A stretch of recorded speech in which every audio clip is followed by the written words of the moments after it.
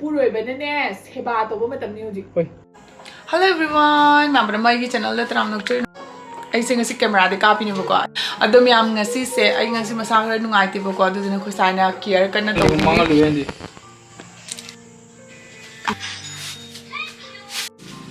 kai ginu se nin khong relax hoina we ma khong do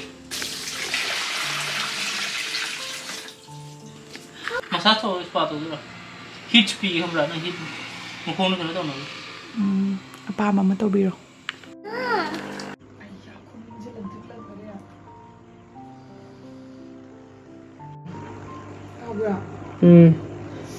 Ay, bina.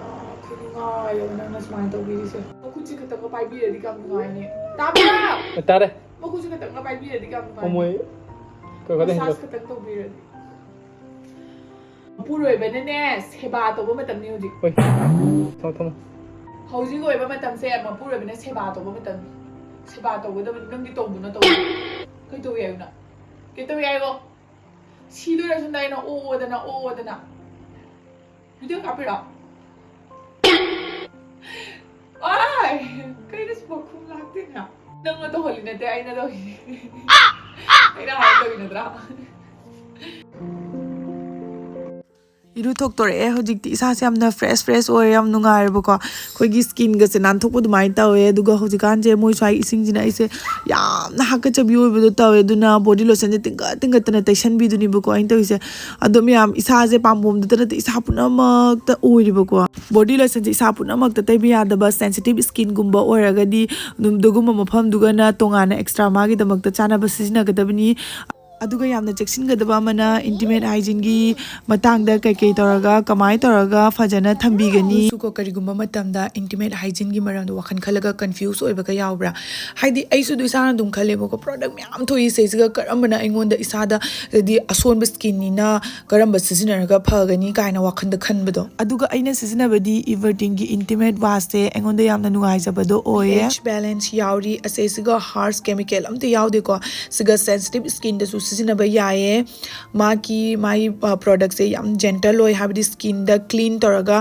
irritation phanba amadi fresh feel ohenbado adugumbado oibane ado mayam da soi taklake ko intimate waste kamaina sizinage akoina nongmada anirak sizinaba yai natraga amuktang sizinaba su yai bako sise kaishumbudi na teda dum chumnagi wash tokpado adumaina dum tawdoni koina face wash taba dumaina sisu same intimate area gi mapam duga fajana wash tokpidoni aduga akoigi irritation oirakadaba oiramba leiba sing du su loina mak pharakpa ngambane aduga skin se yamna molhalaga yamna moisturize oilaga akoigi tanoraga yamna manam ga yam nungshiraga oibado adumaina oye mipum khudi magna adum sizinaba yadoini all skin type ta yabani sise aina makhuta tawraga myamda utli sina khogi skin se kyamatiki khogi mole dege kyamatiki smooth ohen gra habado do myamda aina dum uchabani bako makhut se dukimati khogi tanoraga mon lawbado oye 100% natural active ingredients natani neem extract sia ade tea tree oil aloe vera adu manatani bako noi ahamba sizina dringai da hand do fajana wash to aga sizina gadabani